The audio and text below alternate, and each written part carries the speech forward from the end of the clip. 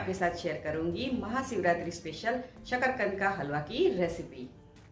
और शकरकंद की जो मिठास है वो बरकरार रहे और उसे हम एकदम नए तरीके से बॉईल करेंगे और एकदम टेस्टी शकरकंद का हलवा बनाएंगे।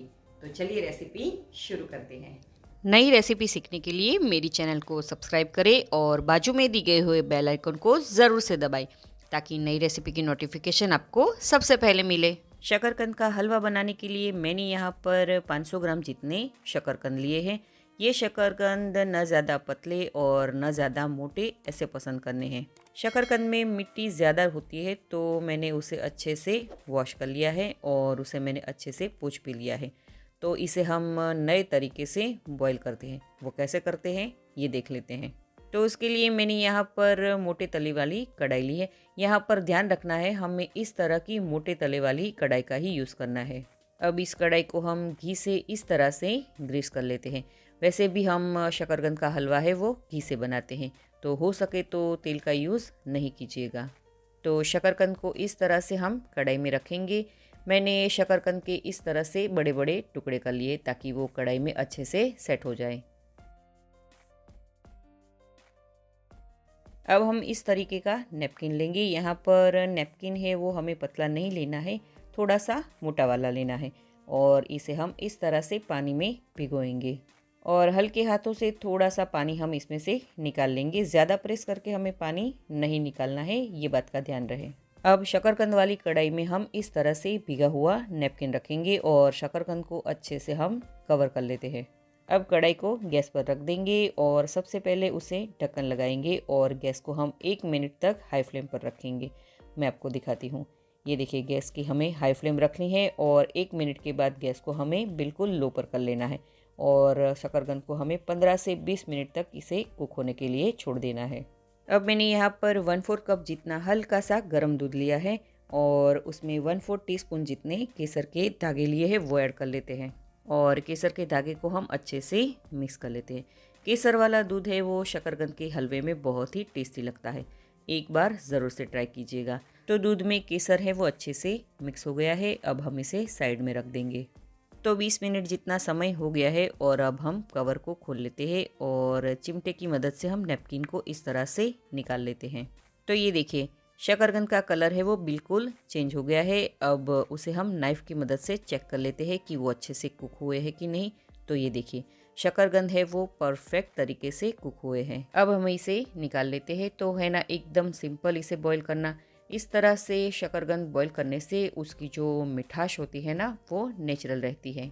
तो शकरकंद को निकालने के बाद उसे हम थोड़ी देर ठंडा होने के लिए रखेंगे। तो आप देख सकते हो कि शकरकंद है वो हल्के ठंडे हो गए हैं। अब इसके हम छिलके निकाल लेते हैं। बिल्कुल आसानी से इसके छिलके निकल जाते हैं। ये देखिए तो सारे शकरकंद के छिलके निकाल लिए हैं। अब पोटैटो मैशर से इस तरह से हम इसे अच्छे से मैश कर लेते हैं। आप चाहो तो यहाँ पर इसको कद्दूकस करके भी ले सकते हो। आप इस रेसिपी को कौन सी सिटी से, कौन से स्टेट और कौन सी कंट्री में से देख रहे हो मुझे कमेंट करके ज़रूर से बताइएगा। अब मीडियम गैस की फ्लेम पर हम कढ़ाई रखेंगे और उसमें हम 1/4 कप जितना घी ऐड करेंगे। घी की मात्रा आप थोड़ी सी कम या ज़्यादा भी कर सकते हो। घी गर्म हो जाए तब हम उसमें मैश किए हुए शकरकंद ऐड करेंगे। गैस की फ्लेम लो टू मीडियम पर रखेंगे और घी में शकरकंद को अच्छे से मिक्स कर लेते हैं। सिर्फ 1 से 2 मिनट में ये शकरकंद घी में अच्छे से मिक्स हो जाएगा। अब हमने जो केसर वाला दूध रेडी करके रखा था वो ऐड कर लेते हैं। अच्छा यहाँ पर आपको इसमें दूध का टेस्ट ज़्यादा पसंद हो तो आप थोड़ा सा और भी दूध ऐड कर सकते हो और इसे हम अच्छे से मिक्स कर लेते हैं। आप इसको ज़रूर से बनाइएगा। अगर आप बनाए तो मुझे कमेंट करें और इंस्टाग्राम पर भी कुक विथ मनीषा पटेल में भी कमेंट करें और मैं वहाँ पर भी बहुत सारे फूड रिलेटेड अपडेट्स वहाँ लगातार डालती हूँ। तो आप देख सकते हो कि कुछ ही मिनट में शकरकंद है वो सारा दूध एब्जॉर्ब कर लेता है। ये देखिए अब 1/4 कप जितनी चीनी ऐड कर लेते हैं और इसे हम अच्छे से मिक्स कर लेते हैं।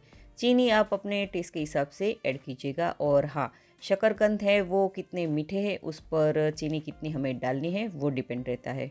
अब गैस की फ्लेम को हम लो पर कर लेते हैं और कढ़ाई को हम साइड में रख देंगे और गैस पर हम एक तड़का पैन रखेंगे और उसमें हम 1 बड़ी चम्मच जितना घी ऐड करेंगे। घी गर्म हो जाए तब मैंने यहाँ पर कुछ ड्राई फ्रूट्स लिए हैं जिसे मैंने इस तरह से बारीक चॉप कर लिया है। वो ऐड कर लेते हैं और गैस की लो फ्लेम पर हम इसे अच्छे से सौते कर लेते हैं। ड्राई फ्रूट्स में मैंने बादाम, पिस्ता और काजू लिए हैं। अच्छा, ड्राई फ्रूट्स आप अपने टेस्ट के हिसाब से कम या ज़्यादा भी कर सकते हो। लास्ट में 1 बड़ी चम्मच जितनी किशमिश ली है वो ऐड कर लेते हैं और इसे हम अच्छे से सौते कर लेते हैं। किशमिश डालना टोटली ऑप्शनल है और हाँ, किशमिश को जब ऐड करें तो वो लास्ट में ही ऐड करें। अब इस गरम गरम ड्राई फ्रूट वाले घी को हम हलवे में ऐड कर लेते हैं और उसका ज़्यादा टेस्ट बढ़ाने के लिए यहाँ पर हम ऐड करेंगे 1/4 टीस्पून जितना इलायची का पाउडर। अब इन सारी चीज़ों को हम अच्छे से मिक्स कर लेते हैं। इस तरह से ड्राई फ्रूट्स को हम घी में हल्के से सौते करके हलवे में ऐड करेंगे तो उसका जो क्रंची टेस्ट है वो बहुत ही अच्छा आता है। तो लीजिए, हमारा गर्मा गर्म हलवा बनकर रेडी है। तो चलिए अब हम इसे गर्मा गर्म सर्व कर लेते हैं। तो आप मेरे इस तरीके से शकरकंद का हलवा एक बार ज़रूर से ट्राई कीजिएगा। आपके घर में सभी को बहुत ही पसंद आएगा। तो है ना एकदम सिंपल सी रेसिपी। अगर आपको मेरी आसान सी और सिंपल सी रेसिपी अच्छी लगी हो तो वीडियो को लाइक ज़रूर से कीजिएगा और ज़्यादा से ज़्यादा शेयर कीजिएगा। तो मैं मनीषा पटेल फिर मिलूँगी ऐसी ही आसान सी रेसिपी के साथ।